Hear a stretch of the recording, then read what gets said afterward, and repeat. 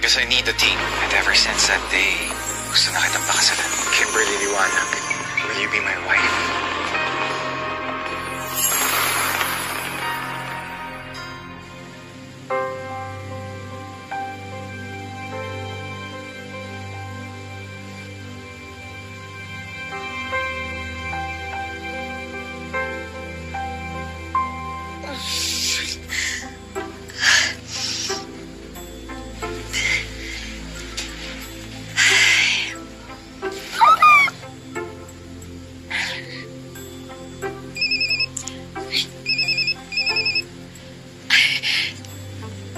Hello, mga ate.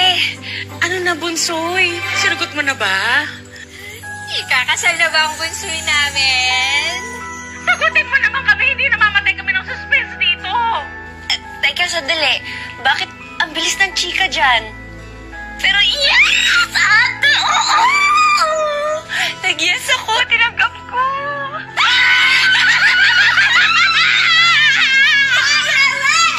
Eto na to. Andiyan ba si Dada? Oo. Nag-i-invite kasi si Brandon ng dinner kasama yung family niya. Libre ba kayo? Da, narinig mo, Da? Push mo na yan, bunsoy. Magpapaschedule na ako sa salon, ha? Ay, talaga, ate. Okay, sige. Bye-bye, ate. See you.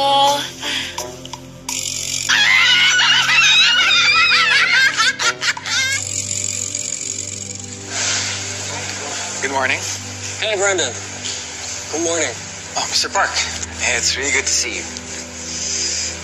Can I have a minute? Of course. I just wanted to give you a heads up. I'm offering a job for Secretary Kim before anyone else gets to her. Don't worry. She doesn't know it yet. But I'm just telling you as a courtesy. I hope this won't be a problem, okay? Well, of course not.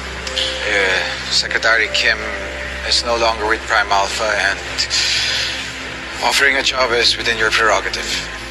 Well, that's good to hear. See you.